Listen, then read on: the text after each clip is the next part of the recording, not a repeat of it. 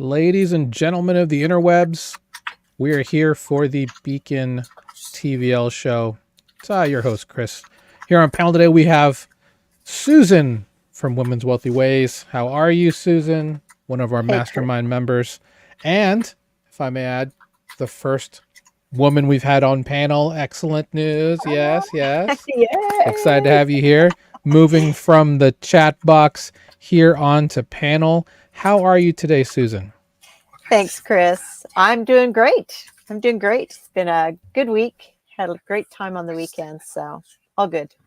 Yeah, I know we're going to talk. I'm doing great. Thanks for asking. I know we're going to talk a little bit about Nashville because you were there, and I definitely wanted to get your takes. You had some great takes when we talked, in one of our previous calls on Monday. So definitely wanted to kind of extend that to the group here watching here if you're on YouTube or also on Twitter, on Twitch. Thanks for joining us today. So what I will start with today is just a real quick look at the markets. We're, I don't want to say cooling, but we're definitely correcting. I think from the hype of the weekend, I think people have kind of come back to earth. We've seen some things happen, some things that were said that caused a little bit of a run. Overall, we're just seeing, I think, just a healthy correction back to where we believe the pattern is going to moving forward. So any thoughts that you have on the market moves in the last 4 days, Susan? Yes, I think it's doing what would be expected with all the excitement over the weekend. It wasn't surprising to watch Bitcoin rising throughout the weekend, but it was all based on rumors and comments, not based on anything substantial. So going back to where it was going into the weekend makes sense to me. I think we've got another correction on Bitcoin, maybe down to the low 60s, high 50s, before we finally break out and start to move. So, and everything else, that'll follow afterwards, I suspect. I think so Bitcoin too. Moving first. Yeah, interesting that XRP is starting to lead a little rally here. Not that uncommon. It needs to get back to being a much better stablecoin than what it was previously, but XRP is back on the move. So any of you who are holding those bags, that would be me. I'm sure. There you go. I'm loving it. You gotta love it. You gotta love these rises, and Right. DCA in, of course. If you DCA in, you dollar cost average in, you never really care about that's right. what the price is. So Yeah. we'll go and move on to our first piece of news, which is what we talked about in the beginning. Bitcoin 2024 now completed. An amazing panel. One thing I will say, if you are a member of our Total Value Locked community, welcome and hello to all of our TVL members out there. Please join us for absolutely free. Join one of the best groups in all of crypto in terms of how to understand how to become a DeFi pro, absolutely free from zero to 100, I guess. But Susan has a great post on our Total Value Locked about her comments from the Bitcoin conference, including here a chronological order of how you should walk this path of what happened on Friday based on all of the speakers. This is just a huge list of people who spoke at the event.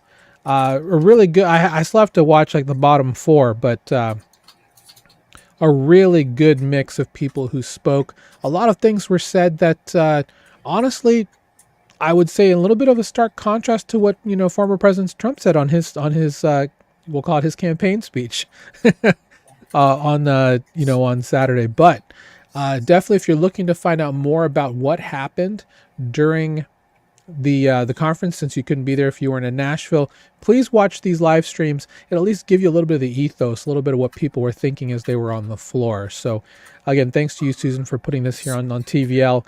And feel free to check out. It's absolutely free to join. And respond. If you're new to this because you heard about Bitcoin based on what you heard on Saturday, would love for you to learn more about what you can do to make that Bitcoin work for you. So let's go ahead and start with that, Susan. What were your thoughts overall of the conference there in Nashville? How long were you there, first of all?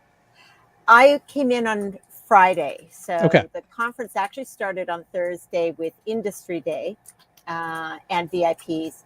And then I just came for the general period for the 2 days when all the speeches were happening. And it's interesting. I come out of tech, so I've done a lot of tech conferences, what we consider tech conferences, throughout my career years, and this one did not have that sense at all. This was like a political rally, but not like the political rallies that you're used to seeing either, because the community is not actually a political community. So here's a technical group who are now in this influence of all these political people standing on the stage. Almost every speaker was a political representative, whether a senator or a congressman or a presidential hopeful. It was a political environment, and it was fascinating. And I think there were some key topics that were being discussed. One of them, which is very specific to Bitcoin, is energy. Energy was a big hit on that last cycle, and it sort of took the knees out from under the Bitcoin move, I think, in the last cycle, when Elon came in, and then that big backlash for him to be doing that when he's got Tesla as his company. And so the cost of energy and the use of energy as something considered unsustainable in this green story that we have in the current day, really became a topic to be addressed face on. And there were a number of, not the headliners, but a number of other speakers who really spoke a lot to the energy and what it really means, so that the right kind of message is being shared with how do Bitcoin companies actually use energy, and are they a benefit to the system or not. And this is very close to my own interest, because my career was in energy. I worked in nuclear plants my whole life. So for me, the whole energy story is very important. And unfortunately, there tends to be too much miscommunication about energy generally. So I like to see that they faced that head on, and they were educating people in that crowd about how Bitcoin utilizes and actually supports our energy plans for the future. So that was a big theme throughout. And then, of course, the political theme, or maybe it's more of a financial theme, that was the second one. Sort of this massive move by the investment banks and the financial community to embrace Bitcoin after, almost 2 decades of slamming it. Everybody's piling in. And so that was a strong conversation throughout, and encouragement. And I ended up sitting beside a number of different people in the crowd, and a lot of the people that were at that conference were retirees. Shockingly, Really? the age group was primarily people who were retired. There were more retired people, I think, than any other age group in representation. And most of those people have been introduced into it through their ETFs. So I found it really interesting how quickly it's actually getting embraced by the financial community, making it really simple for people to get in. But as I spoke to them, they were there to learn, and they have time. Like, they're retired. They've just retired in the last couple of years. Their stock portfolios are really big right now.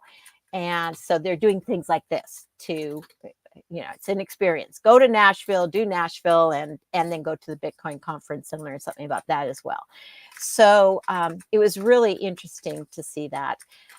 And so there's that very strong financial thread that went through everything. And then, of course, the political story, where I think it was already rumored and expected what Trump said, that they were going to take the Bitcoin that is currently being held by the government, which is Bitcoin that was confiscated from people early on and is now sitting there. So they hold a large pot of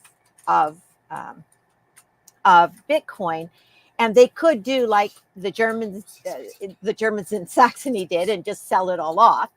But instead, they're recognizing, no, this may have some future, and so they're going to add it to if Trump gets in. add it to the reserve assets for the country, and they could get away with that now because big banking is going to have an influence on how volatile. I think we're already seeing that. This is why Bitcoin's not taking off really fast. It's sort of going in a more structured manner, I think, is because of the big banks being involved in it and controlling. Really, it's still small enough that it still can be manipulated by big pots out there. So I'm glad you mentioned that, because that actually brings up something I was looking for and I just pulled up, and that's David Solomon, the CEO of Goldman Sachs, who, interestingly enough, much like gentlemen like, J.P. Morgan Chase's Jamie Dimon, publicly acknowledging the value of Bitcoin. But let's be honest, both of these companies are very much involved in crypto than DeFi. Right. They have been for years. Right. So for David Solomon to now say that Bitcoin could be a store of value is kind of a rich thing to say. But yeah, it's good to see that, as you mentioned, banks are starting to finally kind of turn the corner. And let's be honest, if we're talking about early, they're thinking they're still early here at 66K. That should tell you something about where the price of Bitcoin will probably go. And if you followed Michael Saylor's conversation, he thinks that the base case is 13 million, or was it 5 million? One of the two. But the bull case was a gigantic number, far higher than 66K. So if you're still on the fence on buying Bitcoin, you might be very early, because banks are just starting to turn on the switch. In fact, I'm glad you mentioned bills coming forth, because one thing that happened right after Trump left the stage is that Senator Cynthia Lummis from Wyoming came on and had a stack of papers. Could have been any stack of papers, honestly. Right. And she said, "I have it here. I have the beginning of the Bitcoin reserve." This is an interesting bill that she's going to be pushing to the floor. It's not to the floor yet, but it's going to outline a plan of how much Bitcoin I think the U.S. is going to buy over the next 5 years. And one thing that's interesting too is that the states will also be able to do this. I think that's probably the other interesting part, and probably a question that a lot of people are going to ask. We've already had groups, and we talked about this on our Monday call with our mastermind. Like the state of Michigan is now the third state pension to buy into Bitcoin. We're going to see actual state governments holding crypto assets, which was not on my bingo card at the beginning of 2024. Were you there for the rest of her speech when she came on stage, just out of curiosity? I'm assuming you were. Yeah, I was. I sat through all of it, and it was exciting. It was. In fact, I think the people, Cynthia and Marsha Blackburn and Vivek, all followed Trump. They were not before, they came after Trump. Right. And they're much closer to the story, much closer to what's going on. And so I think what they had to share was more valuable for understanding what exactly do they want to do to actually implement this one-liner that is, we're going to put Bitcoin into reserve. So she is well represented and recognized, I think, by the community. She's been a Bitcoin supporter for a long time, and she was one of the early voices to speak up and sort of lead the charge in government for Bitcoin. And so I think she's the one to carry this bill forward. I think she's well recognized and respected for what she knows and how she operates in that space. So it was good, and I actually preferred hearing what the actual policymakers were saying, because it gives it more credence, more value that yes, this could actually happen. And I think probably it might not even matter which president comes in.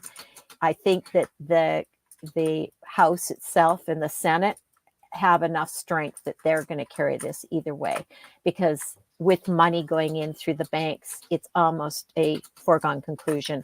What's very interesting, and I recommend for people to do, is watch the Michael Saylor presentation first, because he's the one that shapes the way Bitcoin can be used as a reserve currency and where that takes us. And he had some wonderful slides. I don't know if you can see them on the recording. I took pictures of them, where he shows the size of Bitcoin to sort of the other big assets in the world, the treasury, gold, all the ones that we sort of think of when we think of reserve assets. Bitcoin is this tiny little thing that was such a small piece that they had to put the word Bitcoin over it so you could see where the dot was. How he sees it moving over time as other assets start to transition out of the old and into Bitcoin and become sort of an equal player, it takes it to 13 million. It's a massive number where a Bitcoin will go over time if it actually moves forward in that direction, as I think it can. So it was fascinating but it was good to see the people who came to say, how are we going to actually do this? That's what gives it more credence. So Yeah, and I think one that you should definitely watch on that list is also RFK Jr., because RFK Jr. specifically came with a very large list of things that the agenda, right? Because obviously he's also running for president, and he really leaned into that store of value by having it almost be kind of like a digital gold, right? How Bitcoin could become the new U.S. I guess gold reserve. Yeah. The gold standard, the new gold standard, rather. The new gold standard. And what's interesting is when you look at the movement of those reserve assets, as Bitcoin has been rising, the one that is actually suffering the most is the gold. Gold is not moving at the pace that we would expect if with the rest of the economy, if Bitcoin wasn't around. Gold would be much higher today if there was no Bitcoin. But a lot of that protective wealth movement is going into Bitcoin instead of into gold. So that's where we're seeing the first real impact. I think from the perspective of Trump and RFK, there is this idea that treasuries can be saved by moving reserves into Bitcoin as well. And that's really where they're showing, and they speak to this idea. I think it was Michael Saylor actually that showed the numbers, but it might have been in RFK's presentation. This idea that we're $30 trillion in debt in America today. And if they do this properly and they expand the number of Bitcoin held by the government to 4 million, it's a specific number that did come from Saylor. He actually explains the numbers. If we get to that 4 million, it effectively pays off the debt and brings the country to a positive of 30 trillion. So they're really seeing this as a way to recover and bring the country back in line on a financial footing. The one thing that Trump spoke to that RFK didn't was the leveraging of stable coins to become sort of the replacement of treasuries in the world. That as the world is already moving to this step to stable coins as a protected device on the very individual level, that whole idea that it's important that countries around the world hold our treasuries becomes less of a problem if the people of those countries are holding USD stablecoins. And so there's that move also on a very fiscal perspective of sharing, of knowing, kind of leveraging the world. So of the two of them, RFK and Trump, I actually preferred the vision that RFK brought, partly because he shows more knowledge of the asset class generally, and he understands how it can be leveraged. And it was less about bulleted statements and more about here's how we could implement and how this actually helps the people and brings freedom and independence back to people, which is the underlying philosophy of Bitcoin. And my biggest concern with politics and finances coming in the way they are is that it could undermine the actual philosophy. But that's up to us in the community to protect that. And there were a number of people on that stage that spoke to that too. How to ensure diversity of miners and all of those kinds of parts of it too. Freedom for me is important. So that's what drew me to Bitcoin and to crypto was that autonomy that it provides. But freedom is a tenuous thing. And if you're not paying attention and participating, it can actually go the opposite and you find yourself in a worse situation than where you were in the past. So it's really up to the community and participants in the Bitcoin world, even as just holders, to recognize that the freedom that we get from it, the autonomy we get from it, is completely in our hands. We can't leave it to the politicians to do it. Because my sense from the Trump speech is there's a sense of centralizing it. And that's nice when you say, well, yes, we got to be an equal player to be in competition against other countries. But that can go too far and it becomes centralized to the extent that we have no control over it at all. And our participation doesn't assure us what the story of Bitcoin is really all about, which is personal independence and autonomy. I think it's a great thing to say because that's one thing that people are worried about because the U.S. does have control of these Mt. Gox funds is, they're literally just moving it from wallet to wallet right now. If you've watched what's going on, and it is freaking a lot of people out. I don't know why people would think to sell, but at the same time, do we want full sovereign nations outside of nation states, like with what, Balaji and people have come up with, is do we want them controlling the supply of Bitcoin? Obviously, the answer is going to be no to that. No, this is all about self-custody, self-hosting, this revolution of owning your data, owning your currency. These are things that we want to push.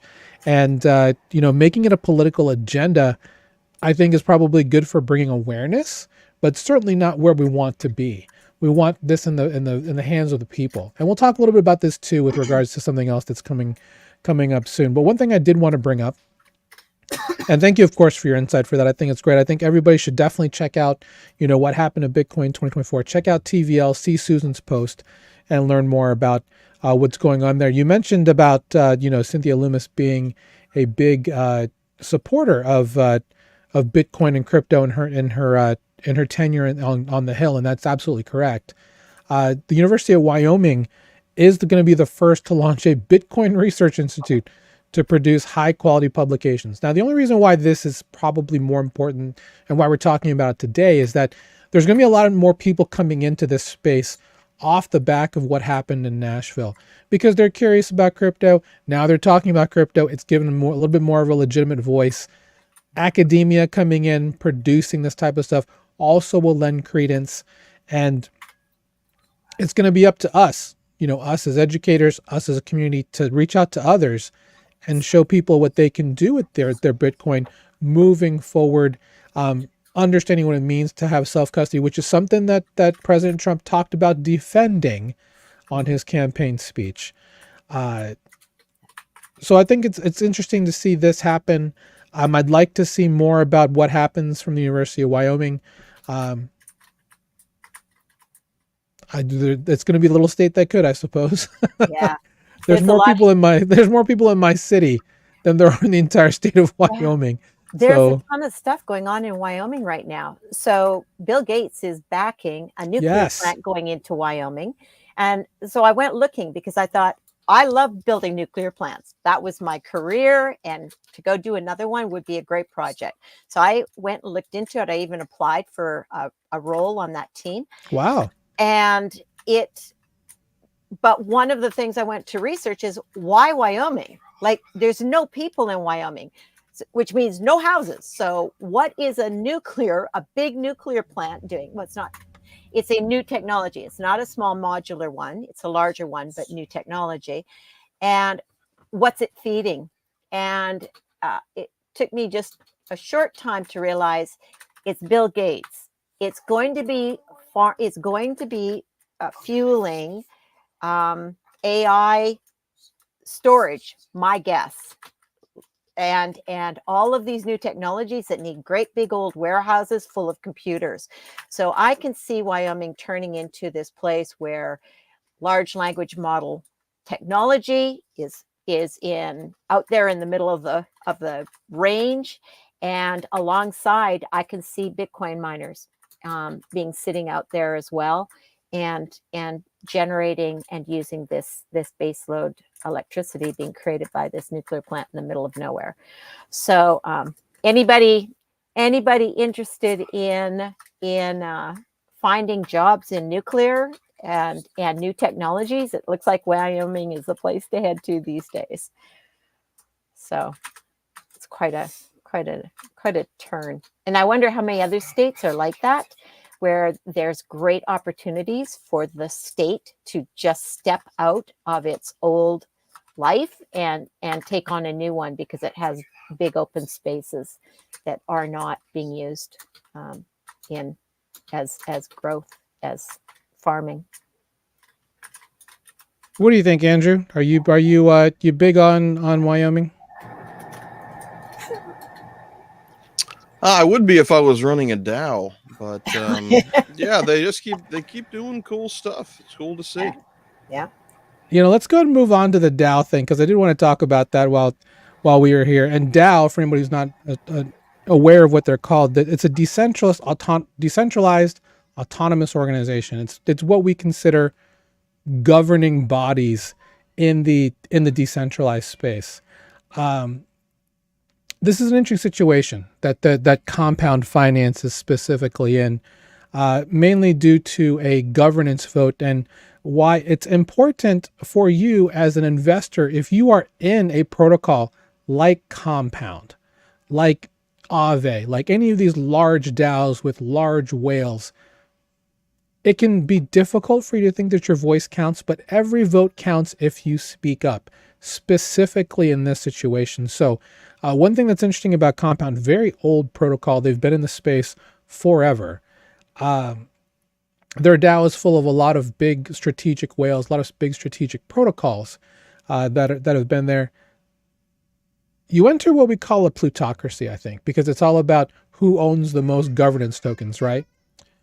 Well, the issue here is that they kind of pulled, I don't want to even say it's a 51% attack, because only 57 wallets are active in the Compound DAO right now.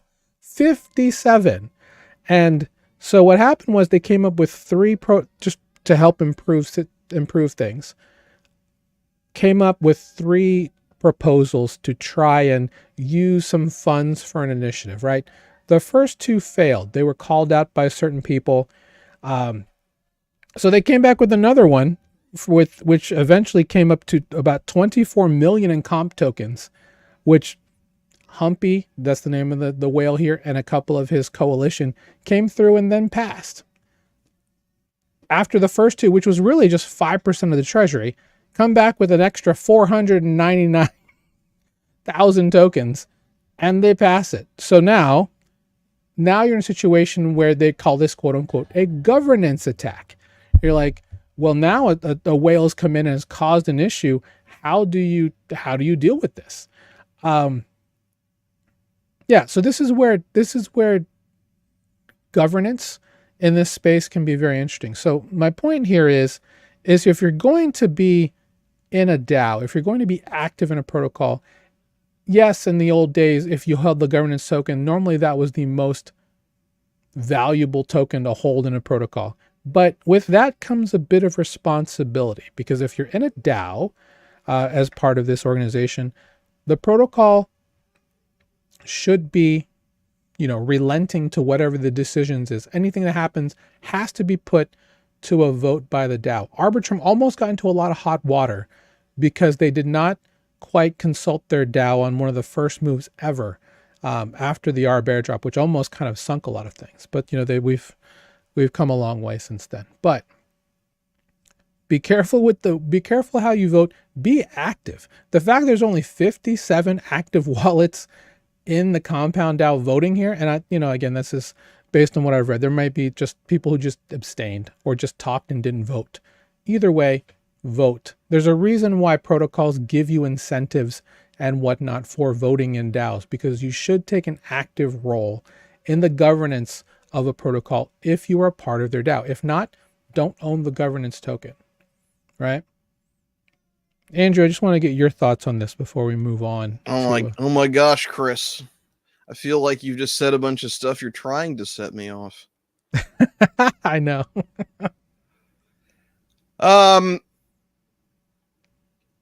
I think for most protocols and projects, the governance system is really broken. Like first of all, if you're gonna have a system where whoever owns the most tokens gets the most voting power, then it's really silly to then go back and be like, oh, actually, we don't like this.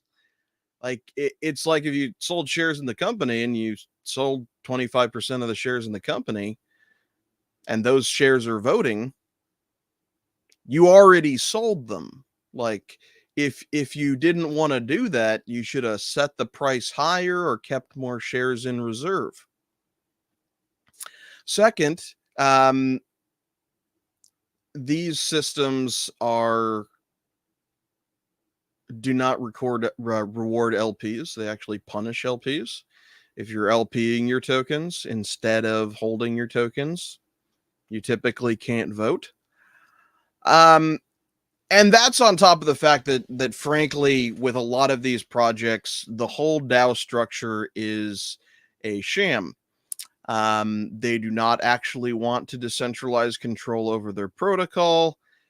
They want to have a token that isn't a security, and they want to get other people to buy it, and they want to get community participation because that's good for the price. So I think it would just be, frankly, a lot better for everyone if more crypto projects actually ran or were straightforward about running like the for-profit businesses that they are, and didn't like pay lip service to giving control over to token holders.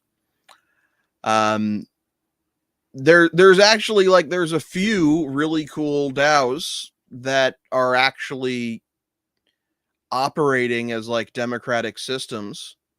Some even have, mechanisms baked into the system because they don't want to give whales complete control. So there's some rewards for being a unique person that's involved with the project, regardless of how many tokens you hold. But yeah, I just the entire thing frustrates me, and it certainly frustrates me when they try to I don't know, what's the fancy term, ex post facto, go back in time and change the rules because you don't like the outcome. Anyway, that's my rant. That's my rant, Chris. You got me to rant about DAOs. Susan, your thoughts? I think this is a extremely important topic today, and I don't think most people in crypto even understand anything about DAOs. Many come into it just because they see it as a quick way to go make some money, and responsibility isn't why they stepped in. They came in to bet on a new asset class. But I think for this asset class to live and strengthen, and especially if we're going to do what we're doing with it with Bitcoin, it becomes very important that people understand that its only value as an asset class comes from the participation of the participants. And the systems have to be set up in a way where that participation is recognized. This whole technology is designed around freedom. Freedom comes with responsibility.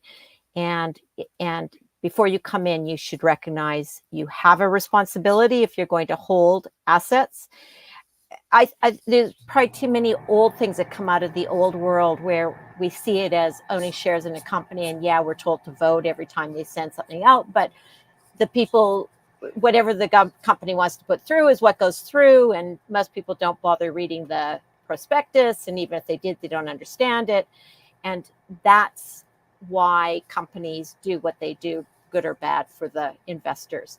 And if we follow that same model into this space, it won't give us the benefits that we actually wanted by joining this and moving in this way with our economies going forward. So I am completely with you, Andrew. We've got to put together a DAO structure that makes sense and actually accomplishes what we want it to accomplish, or accept that we don't want this to be for the people. We want this to just be a bunch of businesses that are going to do what they want to do, and people make a decision based on that. That would be a very lost opportunity if we get to that. But it's always in our own hands. We decide how free we're going to be. We decide how much autonomy, and that is based on how much responsibility we are willing to take on to make it work for everybody. I think that makes a great segue for our next topic in terms of putting things in the hands of people. I mean, what if we just put everything in the hands of predictive market bettors? A big milestone this week is Polymarket, the prediction market on Polygon. That's kind of become, I forgot the name of the word when something becomes associated with a verb. They're close to becoming a Xerox or a Kleenex or something like that at this point. But they've hit $1 billion already in all-time trading volume. 1/3 of that in the last 30 days, which I think is interesting, mainly because half of that has come from wagering on the outcome of the presidential election. $429 million in wagers on this. This is, for people who are not understanding, this is just a predictive market. But I mean, I guess, Andrew, I haven't really been on Polymarket. Are there odds for this, or is it just yes, no, you win type stuff? Yeah, it's just like buying. You can think of it as like buying shares or buying a bet on a particular candidate. And you can bet yes or no on, and you can bet on more than two candidates. It's just the majority of the bets are on the two candidates. And you can bet for or against. So it's not exactly a Boolean. It's not odds. But yeah, it's fairly simple. And I think that makes it really approachable for new users, because you can literally go here and, if you think President Donald Trump is going to win a second term, you can bet yes, 59 cents. If he wins, you get $1. Easy money. And I think we just talked about that, right? About just the incentivization of participating in something. I mean, I don't know how you would, ethically do governance in such a way, but yeah, it's interesting that, they've been able to raise this much money. Of course, they have VC backing. They're backed by Peter Thiel, and a couple other. Vitalik has also come out in support of Polymarket. 1 second. Ooh. Yeah. So a side note while you deal with that alarm. Something that I found really interesting about Polymarket, because I have followed a lot of political polling and modeling and prediction markets in previous cycles, is that Polymarket is much more capitalized right now than political prediction markets have been in previous American election cycles. So looking at the last couple of cycles, like looking at Predict It and other smaller betting markets that did politics, it was often there was a pretty big spread between like what the models and the polling averages said and what was showing up on Polymarket. But right now, the Polymarket odds are essentially exactly the same as Nate Silver's election model, which is pretty wild.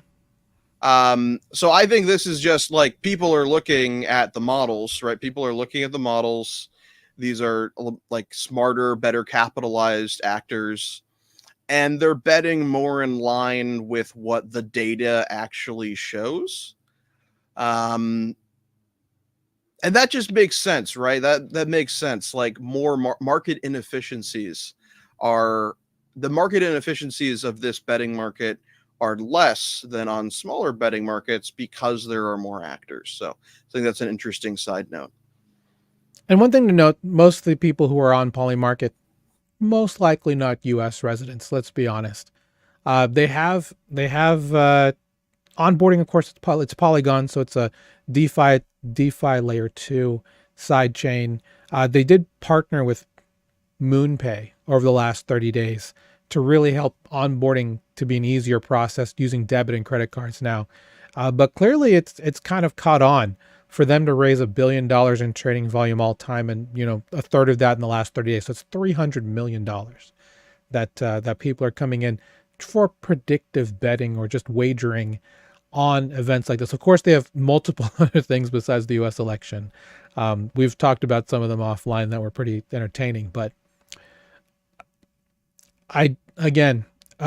as a developer myself, when you're getting into smart contract development, things like this, voting, predictive markets, very simple examples that people build. So it's great that sometimes the simplest and most fundamental things become, the things that catch fire in this space. Who'd have thunk it, I guess, right? So yeah. There is that. Susan, I don't know if you had any thoughts on Polymarket and how you feel, at least in your circles, are people using this?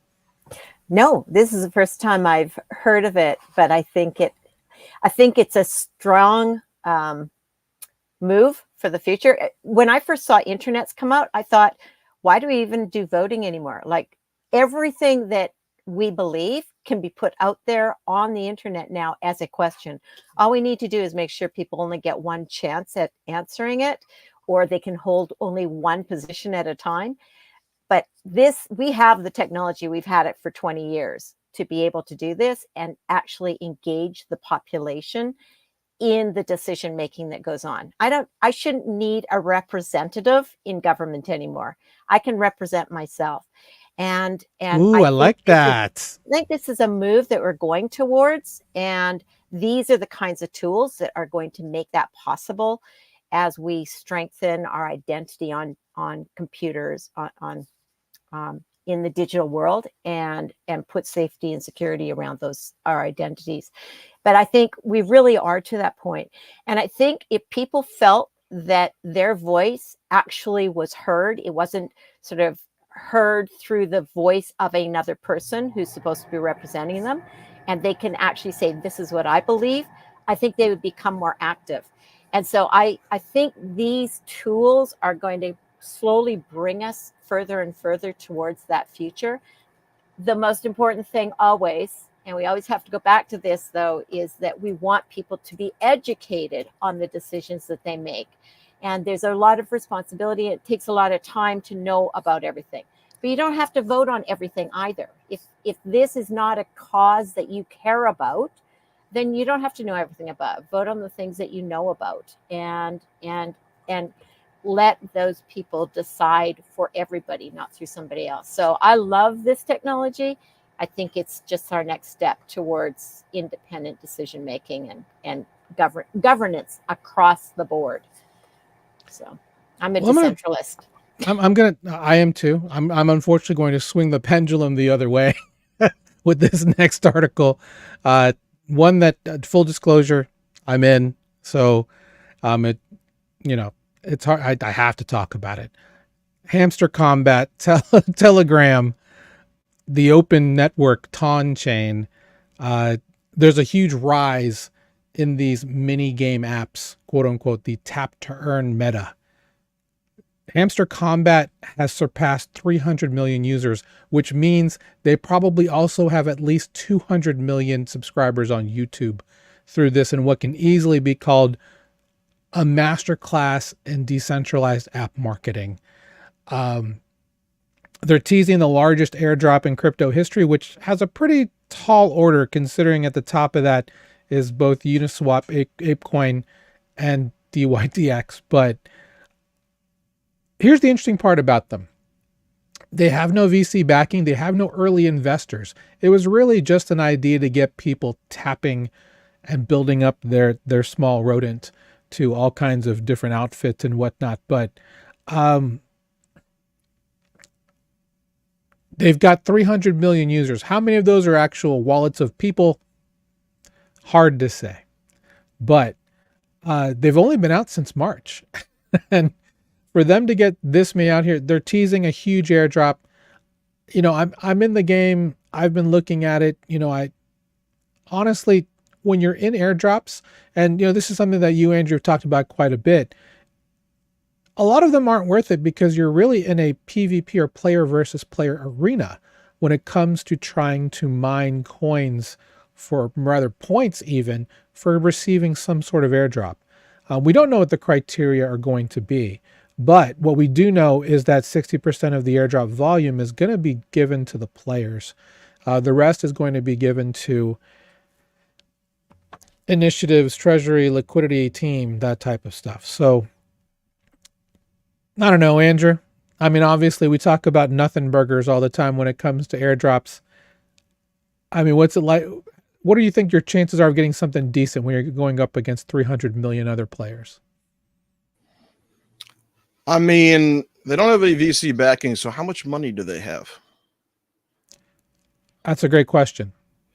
So to me, that's who knows, because it's what amount divided by, say, 100 million qualifying people or 50 million qualifying people. I don't know. I think the thing with something like this is even if a small fraction of these users are real, it's a lot of users. People are playing with hamsters on Telegram. And because people are playing with hamsters on Telegram, they have a user base. They may be able to make something happen. Especially if they're still around when we hit the true euphoria phase of this market, where things GameFi adjacent games in general would tend to do really well. So I don't know. Like I haven't played around with any of the Telegram stuff. This honestly makes me kind of curious, like how it works. Like, do I have to buy a hamster, Chris? Do I have to No, buy you a get one ball for thing? free. You So I get one for free, and then you just tap on them and you do other things. There are mini So it's like games. Cookie Clicker. It's like cookie. That's exactly right. That's like Cookie Clicker. Very good. Yeah, I mean it, and that's probably the other part that makes it a little, I don't even want to say problematic, because it's all about time, right? That, and it's like the purest form of airdrops. It's about your time. The problem is that, you know, I've done this. How do they make money if there's nothing to buy right now? There is, you can, there is Okay. money. Absolutely. All Yeah. right. You can certainly buy things. There's skins that you can Okay. buy. If you Fortnite. want to, there's definitely a pay to win mechanic. If you want to get things faster, you can certainly buy them with Toncoin, to do All right, that. so it's mobile games with crypto. Okay, I think there's a use case for that. Mobile games, people spend tons of money on things that aren't worth anything. So it's just entertainment. Are you calling me out for my mobile gotcha games? No, I mean, It's okay. no. You can. This day and age, like I think it's much more reasonable, like to play around on your phone 20 or 30 bucks than like go to a movie with how expensive movie tickets are these days. I just think it's actually perhaps an evolution in crypto gaming. If it isn't just with the speculation of trying to make more money, if it's an actual game, and people are not just trying to make money, that's like more bullish on it gaining traction. Yeah, those are my thoughts. I'm gonna get a hamster, I guess. I'll Cookie Clicker. I should dog food this. Oh, And who knows? They may have made an absurd amount of money and actually have a good amount of money to put into launching the hamster token. I think it's important to keep in mind, like, at least from my perspective, why it's in the best interest of a project to like create a token and airdrop a token. It's a way for them to make money and raise more money, because as soon as they have a token that has a bunch of users and there's liquidity for it, someone's going to come along and speculate on the hamster token. And that gives them exit liquidity to take profits on their project. So it makes sense. Yeah. Susan, any thoughts you have on clickers and tap to earn and Telegram, Onchain in general? Well, I think Andrew said it all. I see it as a great marketing tool to put one of these together, get it out there, and pull 300 million people into your sphere. And then you can do anything you want from there. You don't have to keep doing this. You have 300, 600 million eyeballs on you, and that's all you really need. You can go anywhere from there. Oh, I've tried to think about how we could do this with Beacon. Absolutely. Because like just playing competition. Throw in exactly a gaming competition. Let somebody else in the community click create a lighthouse. it for you. Yeah. Click, exactly. Yeah. It's literally click a button, click a hamster, tap a hamster. Just yeah. That it's come to the point where I'm sitting with my kids, and we have 3 fingers on the screen doing this at the exact same time, multiple times per day. It helps the Olympics go by a bit quicker, but as I think about it, I'm like, what are we doing here? I will just say this. Ultimately, for the majority of people that are in our groups, I don't think this juice is worth the squeeze. If I'm wrong, I'm wrong. But there's a lot of effort that you have to put in, and you're fighting against a large group of people. There's easily now what used to be just not coin, yes coin, hold coin and Hamster Kombat and Bloom is now like 75 different mini apps now, at least. They're exploding by the day, and they all intertwine with each other. So they've worked it in. So if you want to get more tokens, you have to join this, and this. Connect your Twitter, connect your YouTube, watch a video. These are all things that are just very sticky. They're very smart about this, and they've created an unbelievable ecosystem here. In my opinion, what I will say is please be very careful if you're connecting your socials to stuff like this. There are fishers and bad actors out there by the tons. I signed up for one specifically from going into another game, and immediately I think 7 accounts that are fake followed me just by following the official Twitter of this. Now, thanks to them for getting the extra followers, I'm on my way to 1,000, so please feel free to follow me if you like. But just be very careful. It's very easy to get phished and stuff like this. And also too, if you're using this on Telegram, just remember if you're using TON, you're KYC'd in on Telegram if you use a US phone number. So you can't cash out any of these tokens because it's not available to US players. There's that. So that's all I'll say about that. But, the fact that they're going to be dropping that much out there is good. What I will say is, it's not for everybody. We actually, it's almost like a full circle moment, because we talked about airdrops like 2 years ago, something you can have your kids do for you on the side, and you give them, what's out there, and they get a piece of, the piece of the pie. This is why we have 12 and 13-year-olds flipping NFTs on Solana and things like this, right? This isn't just another extension of that. So could it be a way to teach kids about crypto? Sure. Let's create something wholesome, I guess. But yeah, just be careful out there. I'm going to move into a couple other things before we move forward.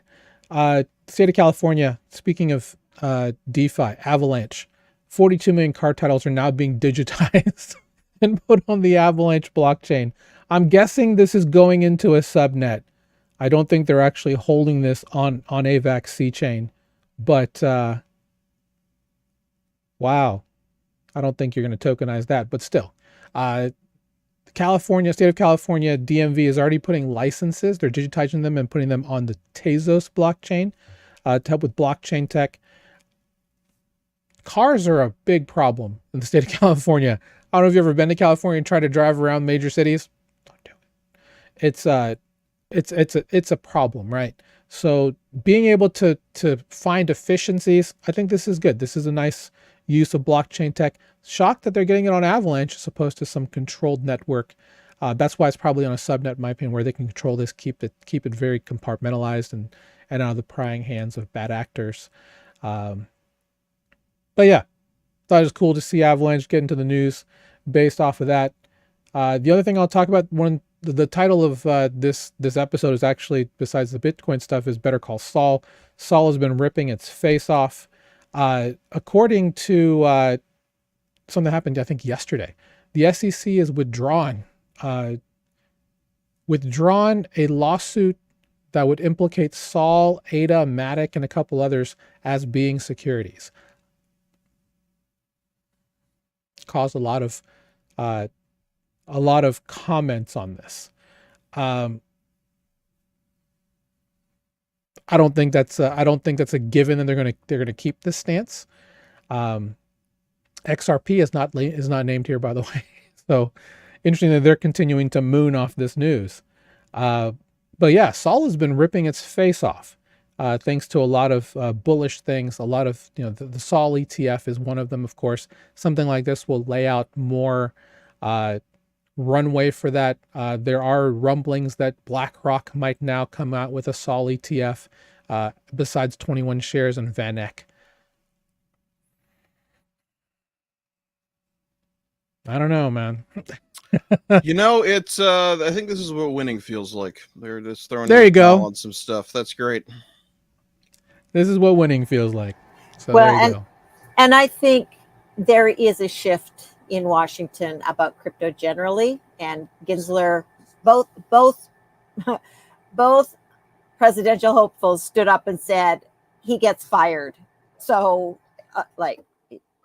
I think the writing's on the wall that if you're going to keep going down this road, you're just going to be out of your job. So I think this is kind of where we're going.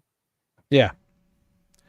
Yeah, I think so. And speaking of Sol, their call is still happening. I was checking on it while you were talking earlier, Susan. But Jupiter is looking to reduce their supply by 30%. That is 3 billion tokens, by the way. Yay for my Jupe bags. This is an interesting proposal. Again, it's still a proposal. It's being voted on, I believe, starting next week on the J4J platform.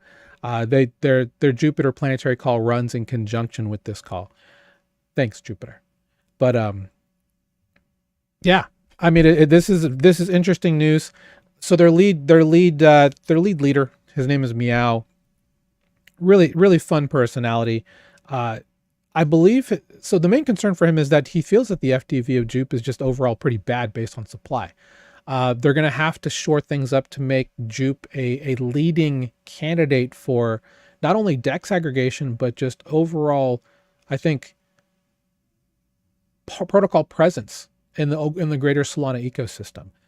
They, for the most part, they pretty much are the heartbeat of Solana. I know that's a pretty hot take, but there's a lot of stuff that runs through Jupiter now, and not Radium. So there's a lot of stuff going on, and for them to cut 3 billion in tokens, by then actually reducing a lot of their emissions over time, I think is a really interesting idea. I don't know, Andrew, does a move like this make you bullish on Jupe? They're just getting rid of some supply? Pretty much. They're actually reducing team allocation too. Team allocation and then a future event emissions. I mean, that's better tokenomics, but right. By itself, it doesn't do anything. It's only like a force multiplier, maybe. It doesn't seem like they're panicking. The price has been fairly stable. Right. We're up 26% on the 30-day. I mean, it's good, but it's not like going to make me go buy some Jupe. Fair enough. Yeah, just as a disclaimer, I'm a Jupe holder. I'm a Jupe staker. I am bullish on Jupe overall. I think they have a good hold on the meme situation. They've built tools to help with memes, such as the new Ape tool, which is a smart contract interface where you can somewhat safely buy meme coins, like really good blue chip meme coins. And they're building a whole bunch of other stuff. You know, shout out to all the Zero boys that are out there, Zero boys and girls, in their mock jupe Discord that I'm a member of. But yeah, so it's interesting to see a move like this. You're not going to see this very often from a lot of big groups. Thankfully, that's where smaller projects like this, or great groups with a good community, they're good with stuff like this. Yeah, they're good with it. So something to consider there. And I think that is all we have for the news today. And we're pretty much over time. So, yeah, good stuff today, guys. I definitely want to thank Susan for being the first female here on panel. We're going to have many more coming through, but good to finally, you know, see some changes in opinions and faces. Thanks again for, we mainly wanted to bring you here because you were in Nashville last week. Wanted to get your thoughts on that. So thank you so much for those insights. Again, check out the post on Total Value Locked for her with her comments, the Bitcoin conference, and what videos to definitely check out in order to get a good handle on what you saw there. Anything you want to plug, feel free to do so, Susan. Thanks, Chris and Andrew. Thanks for letting me come and talk and share with you all. I don't think I have anything more really to add, just that being responsible in your investing is the sure path to succeeding in investing. And that's what I do with my business, is help women to figure that out, how to make good long-term decisions, even when you're playing the short-term stuff. So, yeah. So thanks. Love it. And she's a huge part of our community. We'll have all that information for you out on the show notes later on. So, Andrew, good to see you, sir. Anything you want to plug? Cheers. Yeah, thanks for joining us, Susan. No. Head over to Total Value Locked. Learn something. Got it.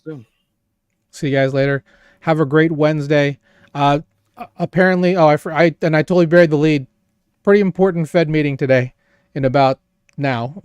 So go find out what they're going to be doing. I mean, obviously we're going to know rate cut or not, but there's other things obviously on the docket that are going to be very important to the health of the market moving forward. So think of good thoughts for that.